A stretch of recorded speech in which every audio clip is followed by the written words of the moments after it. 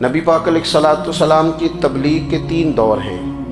ایک تو حضور نے اپنے قول سے تبلیغ فرمائی ہے، وہ 40 سال کی عمر سے محبوب نے اعلان فرمایا اور تبلیغ کی، اور ایک نبی پاک صلی اللہ تعالیٰ علیہ وسلم بالواسطہ حضور کی تبلیغ ہے جو آج تک جاری ہے۔ امت کے علماء، مشائخ، مبلغین حضور کے دین کو آگے پھیلا رہے ہیں، تو دراصل یہ بھی تبلیغ رسول پاک علیہ السلام ہی کی تبلیغ۔ اور ایک حضور کی تبلیغ کا دور ہے، حضور کی پیدائش سے لے کر ولادت مبارکہ سے لے کر حضور علیہ السلام کے اعلان نبوت تک۔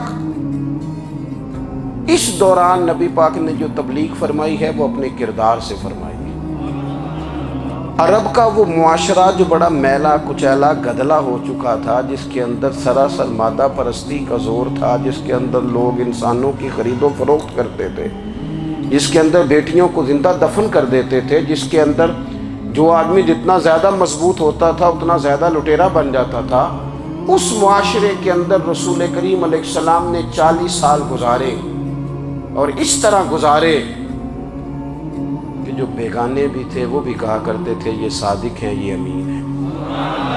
اور جب حضور نے اعلان نبوت کیا تو فرمایا، یہ قرآن مجید کے لفظ ہے، فرمایا فَقَدْ لَبِثْتُ فِيكُمْ عُمَرًا مِّن قَبْلِهِ أَفَلَا تَعْقِلُونَ،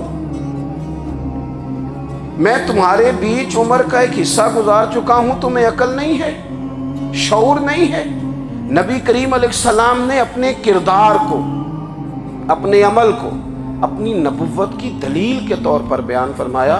وہ تو حضرت حلیمہ بھی فرماتی ہیں نا، جب میں نبی کریم علیہ السلام کو اپنے گھر لے گئی تو میرا اپنا بچہ بھی دودھ پیتا تھا، 2 میرے بیٹے ہو گئے، ایک میری یہ نسبی اولاد اور حضور میری رضائی اولاد۔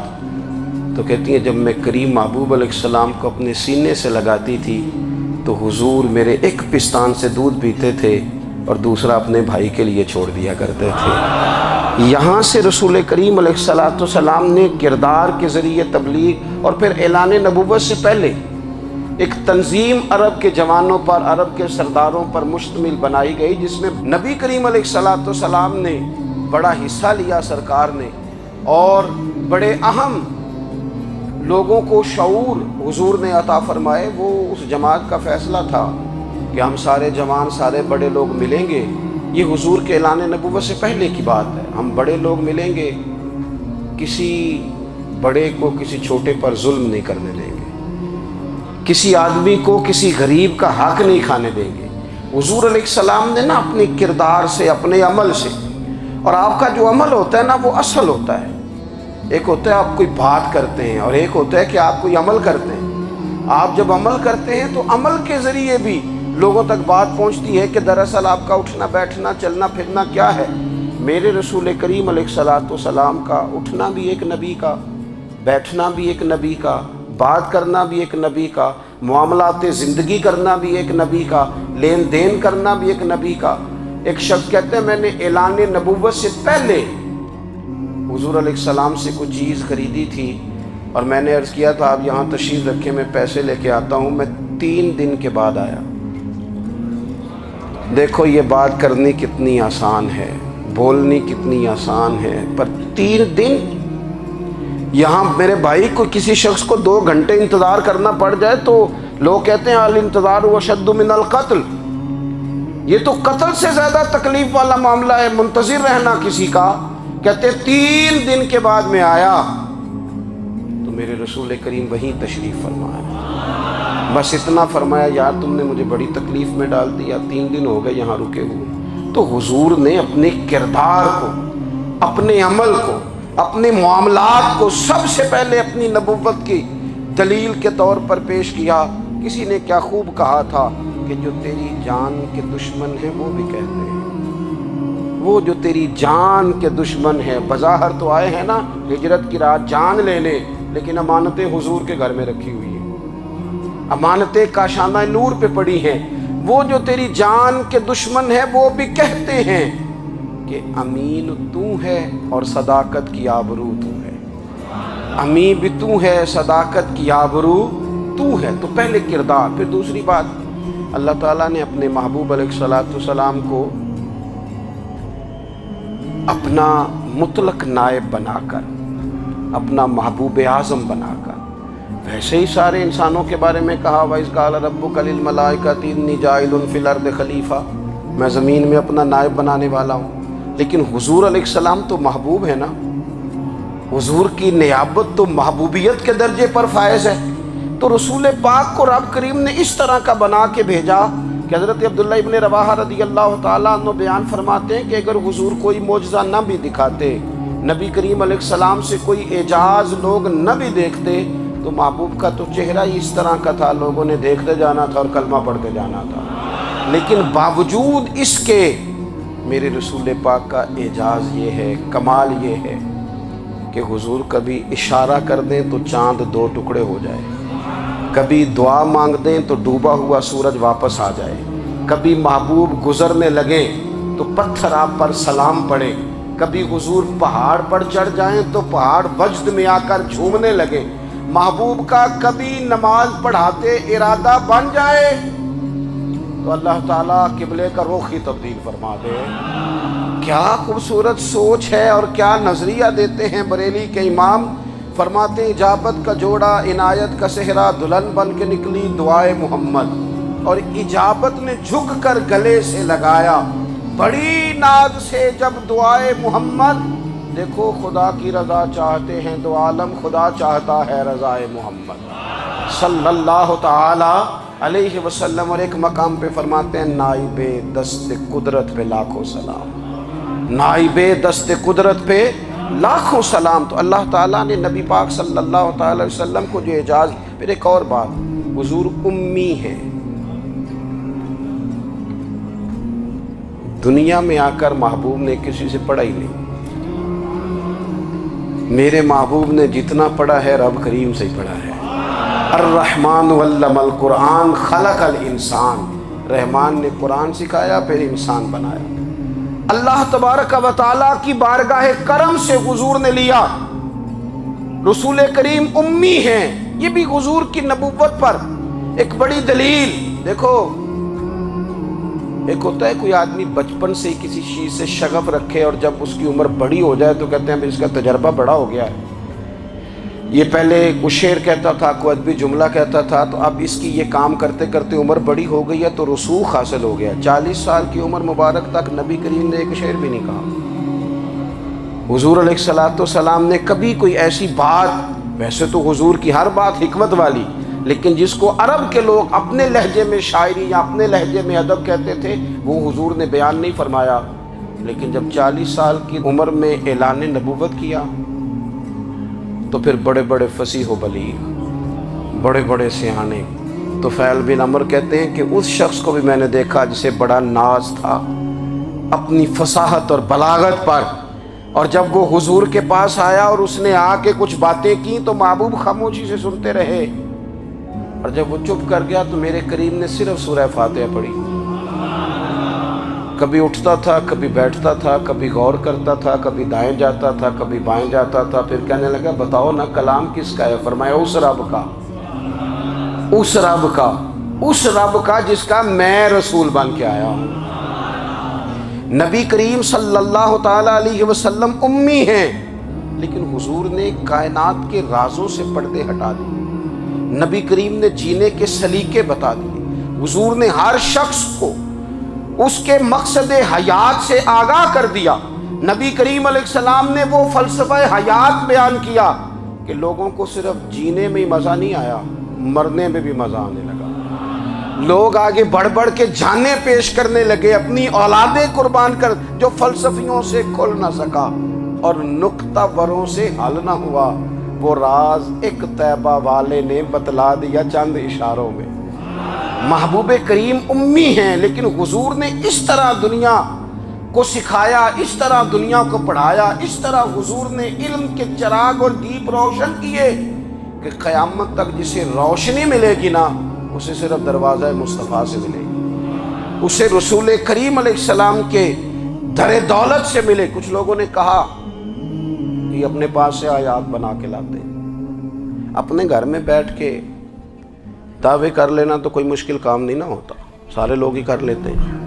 بلکہ وہ ہمارے ایک بزرگ کہا کرتے تھے، خیالی پلاؤ پکائیے تے گھیو کدے بھی کٹ نہ پائیے، کیونکہ کون سا پیسوں کا ڈالنا ہے، زیادہ ڈالیں آپ اور زیادہ ڈالیں۔ بہت سارے لوگ ہیں آج بھی، کچھ لبرل ہیں بیچارے، کچھ دین بیزار طبقہ ہے، وہ کہتے ہیں جناب ہمیں تو جدید باتیں بتائیں، ہمیں تو نئے اسلوب کے مطابق لے کے چلے، ہمیں تو او بھائی سن، میرے نبی پاک علیہ السلام نے فرمایا میرا قرآن کبھی پرانا نہیں ہوگا، اسے پڑھ کے دیکھ، اس کی جدت کا حسن دیکھ، یہ تو کھلا ہوا باغ ہے، تو ایک دفعہ اس کے قریب آئے گا تو خوشبو ملے گی، دوسری دفعہ آئے گا تو اس سے زیادہ تازی ملے گی، ایک دفعہ پھل کھائے گا تو مزیدار ہوگا اور دوسرا کھائے گا، ہو سکتا ہے شکل ملتی جلتی ہو لیکن ذائقہ بڑا نرالا ہوگا۔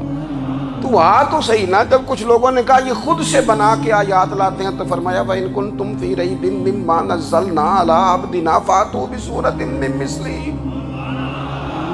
اگر تمہیں کوئی شک ہے اس میں جو ہم نے اپنے بندہ خاص میں نازل کیا ہے تو تم بھی اس جیسی ایک آیت بنا کے لاؤ۔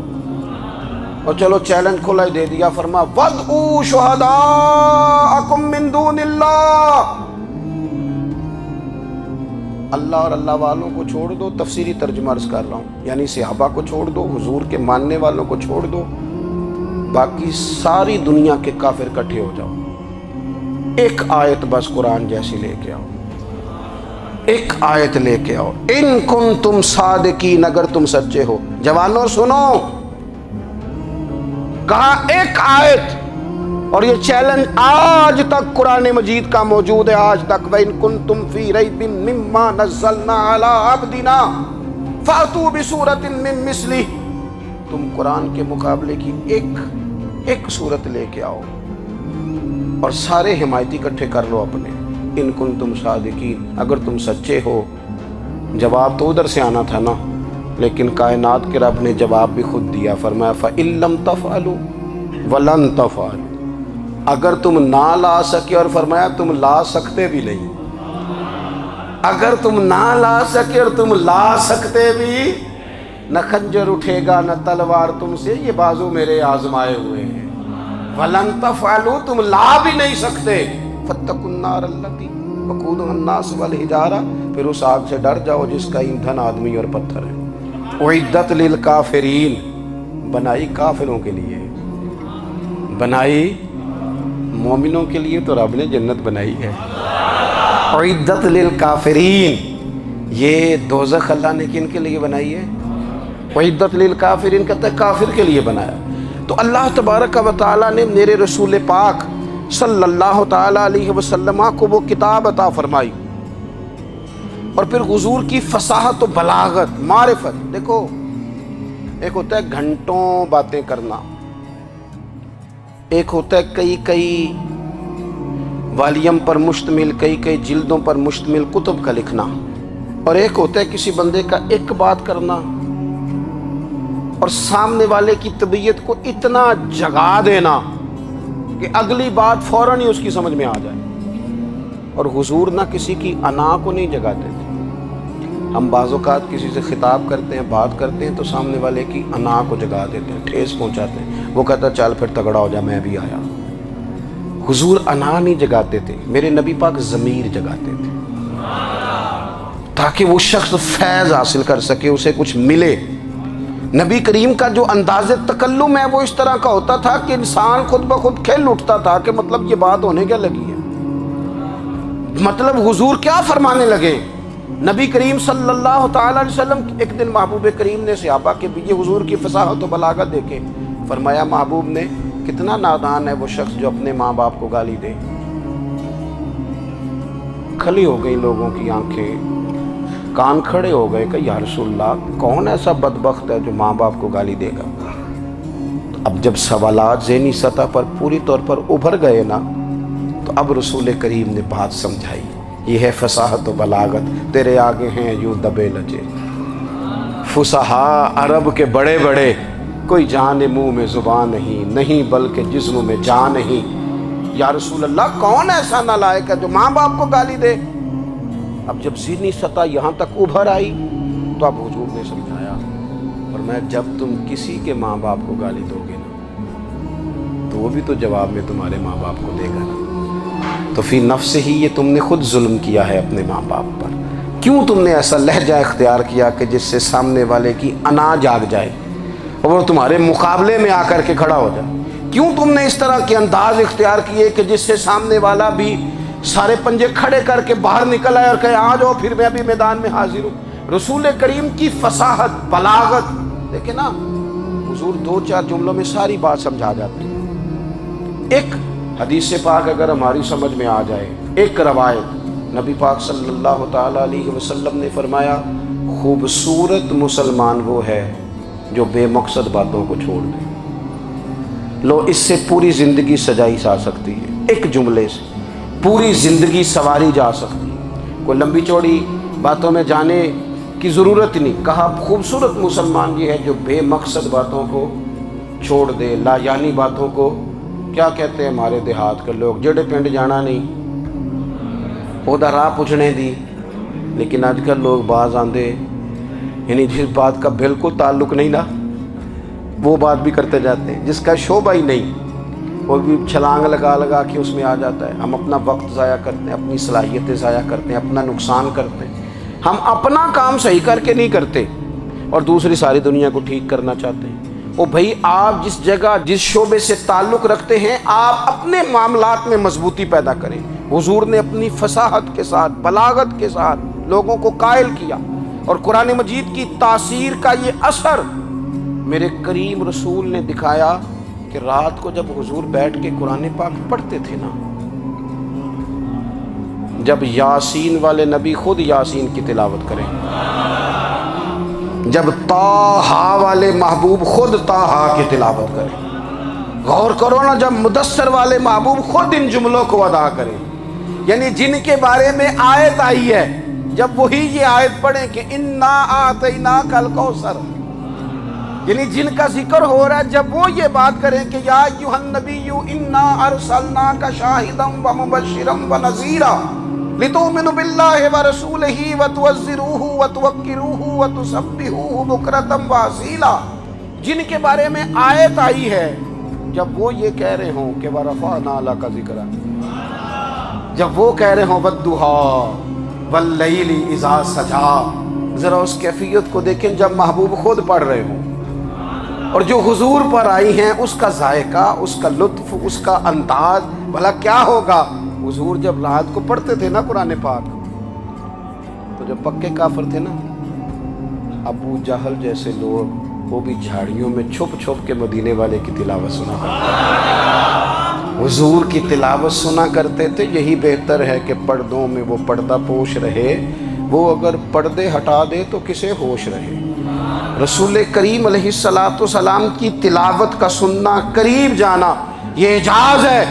حضرت فاروق اعظم کہتے ہیں میں طبیعت کا بڑا ڈاڈا تھا، مزاج کا بڑا سخت تھا، زندگی ہمیشہ ڈٹ کر گزاری، باتوں پر کھڑا رہنا آتا تھا، پر جب میری بہن نے مجھے چند آیتیں سنائی نا تو میں تڑپ ہی گیا۔ گھروں آیا سا مار مقامنے نو، ہن مینو مار دے لے چلو، اوے متے عمر دی عمر برباد ہو جائے جتھے عمر سوار دے لے چلو۔ یہ اعجاز ہے رسول کریم صلی اللہ تعالیٰ علیہ وسلم پر نازل ہونے والی کتاب کا۔ پھر حضور نے خبریں دی، نبی پاک نے خبریں دی، حضور نے فرمایا روم فتح ہوگا، وہ ہوا۔ نبی کریم علیہ السلام نے فرمایا شام فتح ہوگا، تو شام فتح ہوا۔ فرمایا ایران فتح ہوگا، تو ایران فتح ہوا۔ سراقہ بن مالک کہتے ایک گاؤں پر بھی مسلمانوں کی حکومت نہیں تھی، ایک گاؤں پر۔ حضور مکہ مکرمہ سے نکل رہے تھے، مدینہ طیبہ تشریف لے جا رہے تھے، ابھی راستے میں تھے، میں 100 سرخ اونٹوں کے لالچ میں معاذ اللہ حضور کو گرفتار کرنے پہنچ گیا۔ محبوب نے حکم دیا، حضور کا معجزہ میں نے آنکھوں سے دیکھا، میرا گھوڑا زمین میں دھستا چلا گیا، میں نے معافی مانگی، حضور نے معاف کر دیا۔ میں نے سمجھا اچانک ہو گیا ہے۔ یہ منوانا بھی بڑا مشکل کام ہے۔ شجر و حجر پہچان گئے، انسان کی نظروں میں شاکی رہا۔ یہ کچھ ایسے لوگ ہیں جن کو منوانا توبہ توبہ، ماننے کو تیار نہیں، دیکھ دیکھ کے بھی ماننے کو تیار ہے نہیں، ماننے کو تیار ہی نہیں۔ کہتے ہیں کہ میں نے پھر چاہا آگے بڑھنا تو پھر زمین के अंदर मेरे घोड़े के पैर धनसने लगे, फिर माफ़ी मांगी। करीम तेरे माफ़ करने की अदा पे भी कुर्बान जाए। ये नहीं फरमाया कि तू तो बार बार यूं ही करता है, फरमाया माफ़ी मांगता है, जा मैंने माफ़ किया। कहते हैं 3 दफ़ा मैं आगे बढ़ा, 3 दफ़ा हुजूर ने माफ़ किया तो मुस्कुरा के फरमाने लगे, तू यहाँ मुझे गिरफ्तार करने आया है, वो कैसर रूम का इलाका फतह होगा। वो कंगन जो पहनता है ना हाथों में, बादशाह के कंगन मारूफ हैं, वो तेरे हाथों में आएंगे। अल्लाह करे आप समझे। ये जो लोग डरी डरी सहमी सहमी और हमारे बच्चे मायूसी की माज़ अल्लाह बातें करते हैं, वो देखें हुजूर किस तरह की गुफ्तगू फरमाते हैं। अभी एक गांव पर भी इस्लाम की हुकूमत नहीं, लेकिन हुजूर का खबर देने का अंदाज। करीम फरमाने लगे वो कैसर रूम के जो कंगन होंगे वो तेरे हाथों में आएंगे। जनाब सुराका बिन मालिक फरमाते हैं कि मैं मुसलमान हो गया, हुजूर का विसाल हो गया, कंगन नहीं आए। हज़रत अबू बकर सिद्दीक़ का विसाल ज़ाहिरी हो गया, कंगन नहीं आए। जनाब उमर का दौर आ गया, सुराका बूढ़े हो गए। कोई बंदा पूछता ना कि अब तो उम्र ढल गई है, ज़िंदगी का पता नहीं, कहने लगे नहीं मैं नहीं जाता। जब तक कंगन नहीं आते इज़राइल कोई नहीं आएंगे, क्योंकि साढ़े नबी दी ज़ुबान साढ़े वास्ते कुरान। जो दिन को कह दिया दिन है तो दिन निकल आया, जो शब को कह दिया शब है तो रात हो के रही। और खुदा ने उनकी ज़ुबान को वो इख्तियार दिया, जो निकली मुंह से उनके वो बात हो के रही। और फाज़िल बरेलवी का तो अंदाज़ ही फिर अनोखा है ना। वो तो कहते हैं वो ज़ुबान जिसको सब कुन की कुंजी कहे, जिसको सब कुन की कुंजी कहें, उसकी नाफिज हुकूमत पे लाखों सलाम। कहने लगे नहीं आते हज़रत इज़राइल, फ़िक्र ना करो। बूढ़े हो गए थे, निकलना घर से बंद कर दिया था। हज़रत उमर का दौर था, कंगन आ गए।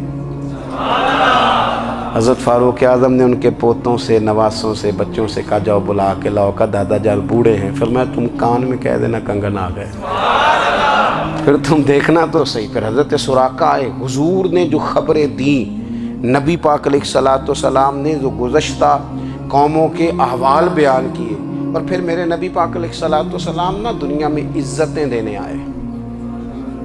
इज़्ज़तें, ये मिजाज हमें कम करना चाहिए। ये जो हम सारी ज़िंदगी इस काम में लगा देते ना, किसी को नीचा कैसे दिखाना है, ये अंदाज़ हुजूर ने नहीं हमें दिया। आप देखो हुजूर तशरीफ़ लाए तो हमें पता चला कि हज़रत यूसुफ जैसा सोना कोई नहीं। हुजूर तशरीफ़ लाए तो हमें पता चला कि हज़रत दाऊद जैसी खूबसूरत आवाज़ किसी की नहीं। हुजूर तशरीफ़ लाए तो हमें पता चला कि जनाब ईसा अलैहिस्सलाम का फ़क्र इख्तियारी किस तरह का था।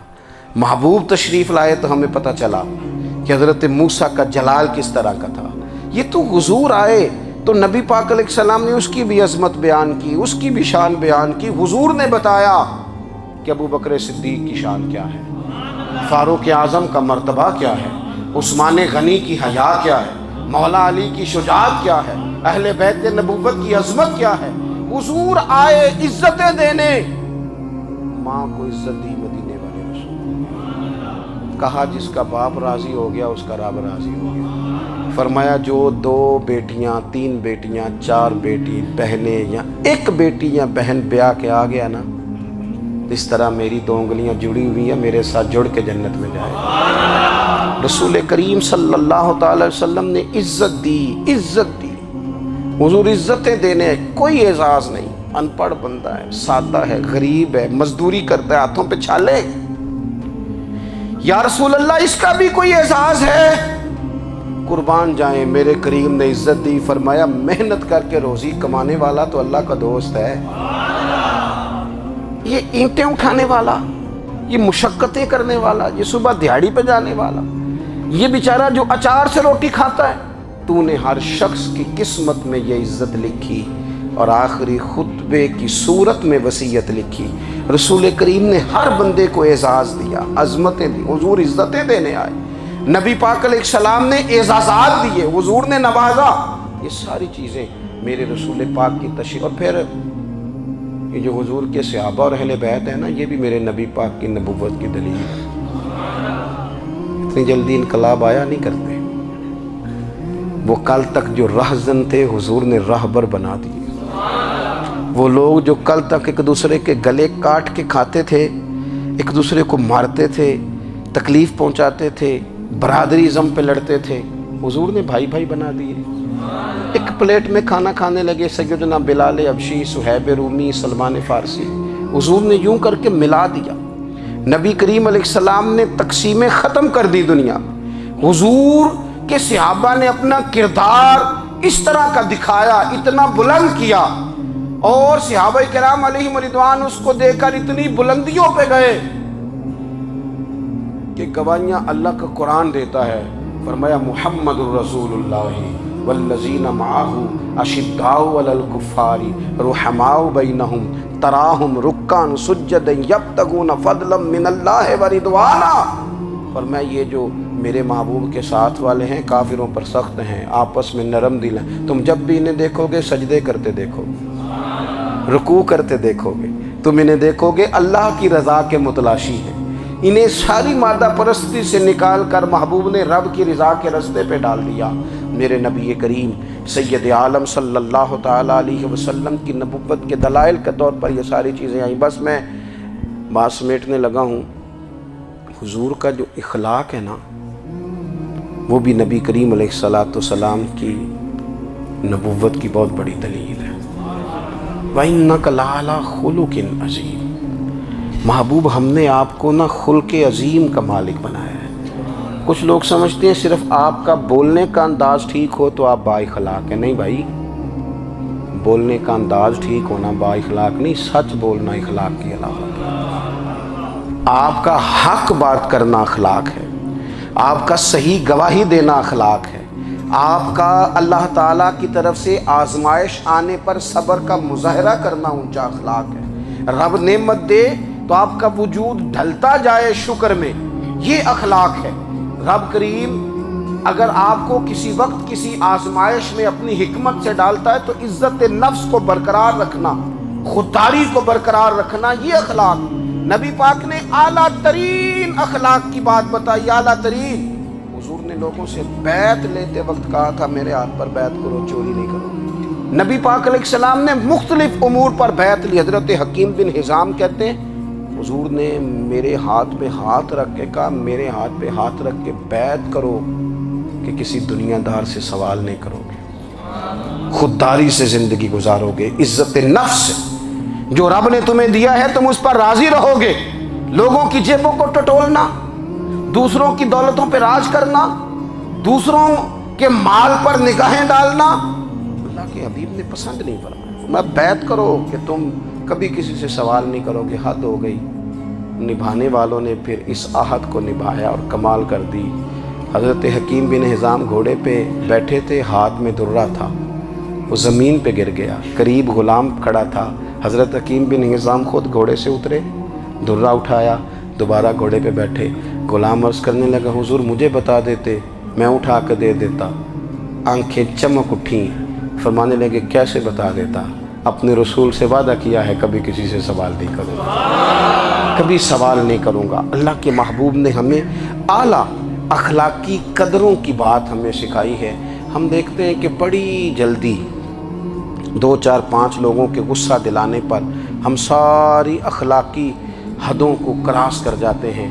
دوستو ہمارا ایک ویژن ہونا چاہیے، ہمارے ذاتی رویے بڑے معتبر ہونے چاہیے۔ لین دین کے معاملات کے اندر مسلمانوں کو بڑا صاف ستھرا ہونا چاہیے۔ ہمیں اپنی معاشی زندگی میں روزمرہ کے معاملات میں ہماری توجہات کا مرکز صرف اللہ رسول کی ذات ہونی چاہیے۔ رب کریم نے اپنی حکمت سے کسی کو کتنا دیا ہے یہ اس کی حکمت کے تقاضے ہیں۔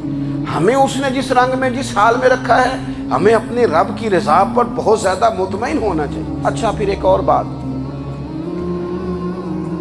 جن چیزوں کو ہم نے دکھ بنایا ہے نا یہ تو وہاں دکھ تھا ہی نہیں۔ مہینہ مہینہ چولہا نہیں جلا، لیکن کسی جگہ اظہار غربت ہے حضور کی اولاد پاک کا یا صاحب کا یا ازواج کا۔ مہینہ مہینہ چولہا نہیں جلا، لیکن یہ اخلاق عالیہ کا حسن دیکھو، اپنے گھر مہینہ مہینہ چولہا نہیں جلا، جو مانگنے آیا اسے جھولی بھر کے عطا فرمایا، کوئی دروازے سے خالی نہیں گیا۔ عزیز بھائی، اگر زندگی میں اخلاقی قدریں ہم اپنا لیں اور ہم تھوڑا تھوڑا کر کے اپنے آپ کو تبدیل کریں، ساری زندگی توجہ رہی کہ فلاں کیا کر رہا ہے، فلاں کیا کر رہا ہے، تھوڑا سا گردن کو جھکا کے اپنے اوپر توجہ ڈالیں، اپنے آپ کو وقت دیں، حضور کے اخلاق عالیہ کی روشنی میں، تعلیمات حسنہ کی روشنی میں ہم اپنے کردار و عمل پر تھوڑی توجہ دیں۔ اس وقت بہت بڑی تعداد میں امت مسلمہ ہے، اور ایسا نہیں ہے کہ دولت نہیں ہے، دولت سے بھی سرشار ہیں۔ ہمارے ہاں بڑے بڑے انجینئر ہیں، بڑے بڑے ڈاکٹر ہیں، لیکچرار ہیں، ہمارے پاس بڑے بڑے ہاسپٹل ہیں، بڑا کچھ ہے، لیکن کردار و عمل کے بادشاہ، اپنی زندگی تقوی کی روشنی میں گزارنے والے، ان لوگوں کی تعداد کم ہے۔ اگر کوئی آج بھی سارے کام نیک کرے لیکن جائیداد میں سے بیٹی کا حق رکھ جائے تو پھر اس نے کیا میلاد منایا ہے؟ اگر آج بھی جو 2-4 لوگ بیچارے اس کے زیر دست ہیں، ملازمین ہیں، ان کے ساتھ اس کا رویہ انتہائی سخت ہو تو اس نے کیا میلاد منایا؟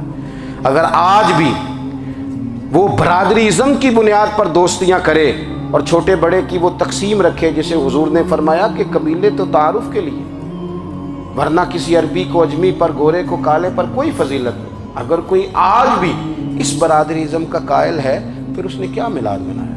اگر کوئی شخص آج بھی اپنے آپ کو مادہ پرستی میں پوری طرح دھکیل چکا ہے اور رضا الہی کا مسافر نہیں بنا تو اس نے کیا میلاد منایا؟ اپنی طبیعتوں میں روحانی تبدیلی اور وہ خاص افکار جو حضور اپنے غلاموں میں پیدا فرماتے، ان افکار کو پیدا کرنا، سوچوں کو بدلنا، سوچوں کو، نظریات کو بدلنا، اپنے روزمرہ کے معاملات کا جائزہ لینا کہ ہم کس طرح آگے بڑھ سکتے ہیں اور کس طرح ہم ایک بہترین امتی اور ایک بہترین مسلمان بن سکتے ہیں، اس پر توجہ دینا، یہ میلاد ہمیں سبق دیتا ہے۔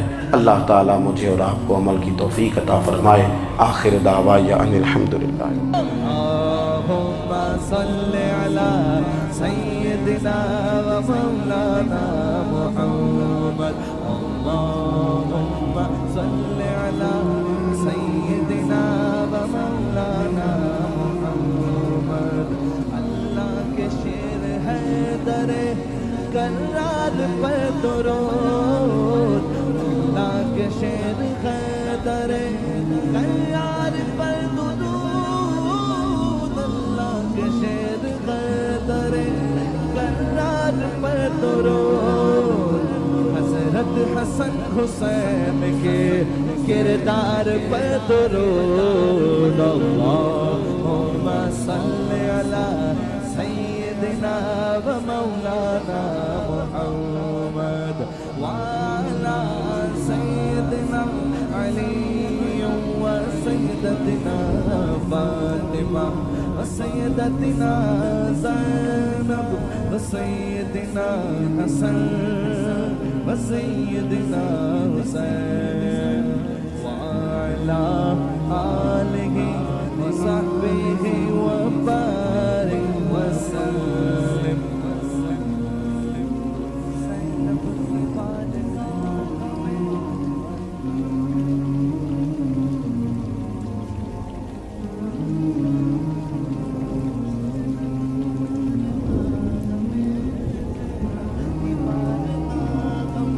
سلام نیاز ہے زینب کی بارگاہ میں، سلام نیاز ہے جو مرتضیٰ کی لاڈلی زہرا کا ناز ہے۔